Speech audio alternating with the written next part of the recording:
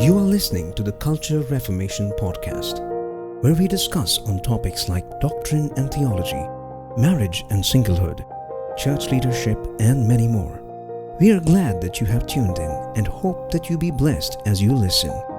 Here's the podcast.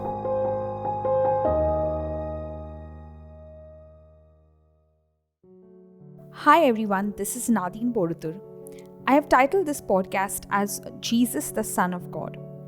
This is made to bring a clear understanding that Jesus is not part God or a lesser God or a kinder God, but God in all His fullness. He is the all-knowing, all-powerful, mighty God as revealed in Holy Scripture. John 5:19 is one of those special places in Holy Scripture where the deity of Christ is firmly spoken. In John 5, we see that Jesus had just healed a man on Sabbath day, and when the Jews heard that he had made a man well on Sabbath, persecuted him and sought to kill Jesus. It is astonishing that Jesus did not revert back to the Jews, defending his stand of performing a miracle on the Sabbath, but instead goes a bit higher and more alarming to them with his claims, the claim of being God's only Son. The words of Christ himself. In John 5 verse 19, "Most assuredly I say to you, the Son can do nothing of himself, but what he sees the Father do. For whatever he does, the Son also does in a like manner."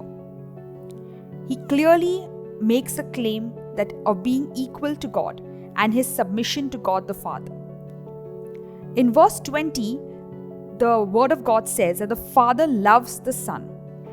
One of the finest authors, John MacArthur, often quotes that the plan of redemption was not just God's great love for us, but for Jesus to give him a bride.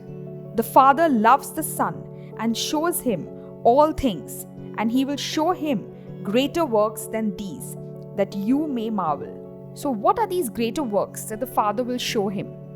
The answer to this lies in John 5 verse 21, the first greater work of giving life to the dead. Only God can give life. The source of all life is God alone. Jesus in the Gospels said, "I am the resurrection and the life."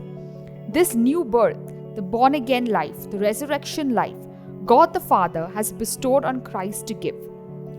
This is a clear claim that Christ makes, that he is the source of all life, and that he is God who gives eternal life to all he pleases to give. For as the Father raises the dead and gives life to them, even so the Son gives life to whom he will.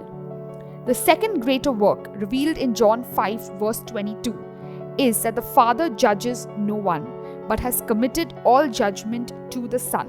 The second greater work will be fulfilled at the second coming of Christ, where all judgment will be performed by God the Son. Only God can judge, and here Christ claims to be the judge who will determine the eternal destiny of a soul. He will sit on a judgment seat, executing righteous judgment, which only God can do.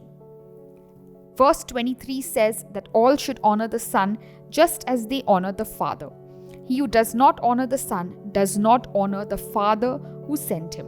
Titus 2:13, Paul calls Jesus as a great God and Savior. Jesus has the same nature to the Father and the Spirit. He deserves worship more than our respect and more than our admiration.